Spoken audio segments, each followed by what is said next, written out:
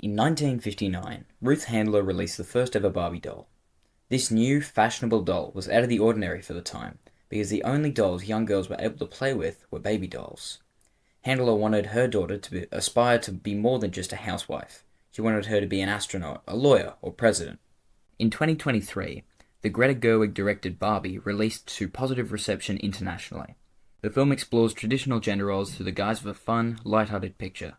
Following the story of Margot Robbie's stereotypical Barbie. She travels to the real world to discover why she's developing human-like tendencies and to fix it. Ryan Gosling's Ken stows away on her quest and later becomes a faux antagonist for the story.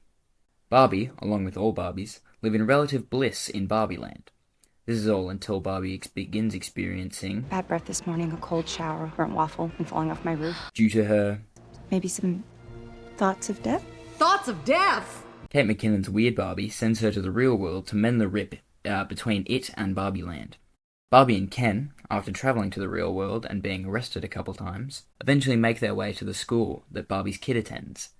Ariana Greenblatt's Sasha is annoyed at Barbie's positivity in the face of reality and rips into her with this spiel. You've been making women feel bad about themselves since you were invented. I think you have that the wrong way around. You represent everything wrong with our culture. Sexualized capitalism, unrealistic physical ideals. No. You're describing something stereotypical. Barbie is so much more than that. Look at yourself.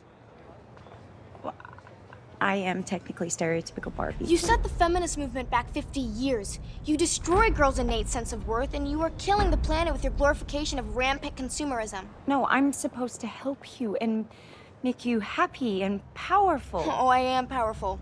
And until you showed up here and declared yourself Barbie, I hadn't thought about you in years, you fascist. Oh, okay. Barbie is left in utter shambles after this conversation, so when people from Mattel show up to the school to return Barbie to her box, she willingly assumes that they know what's best for her and go with them. During this, Ken peels off to pop into the library and see if I can find any books on trucks. building on his false belief of what the patriarchy is. When Barbie is kidnapped by Mattel, Ken returns to Barbie Land and influences all of the Kens to adopt the patriarchy. The advertising budget for Barbie was $150 million, roughly $5 million more than the production budget. The average film marketing budget rarely exceeds the production budget, usually only getting around 50%, meaning that the marketing for Barbie was a priority.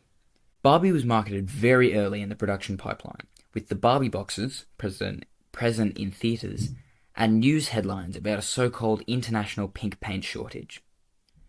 Marketing campaigns that rely on people posting pictures and talking. Word-of-mouth marketing campaigns are few and far between in the modern film scene, especially for a major release. It's also impossible to discuss the advertising of Barbie without mentioning Barbenheimer. The double feature relating to Gerwig's Barbie and Christopher Nolan's Oppenheimer came about when the film's release dates were announced to fall on the same day, and the film's vastly different genres and styles seemed to clash. While not the first double release to garner this idea, Barbenheimer was certainly the largest and most culturally impactful.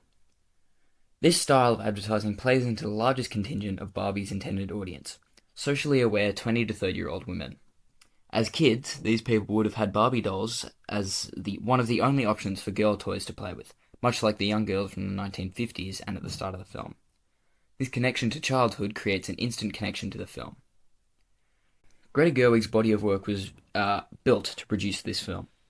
2018's Lady Bird was her solo directorial debut, a coming-of-age film that would resonate with a similar audience to Barbie.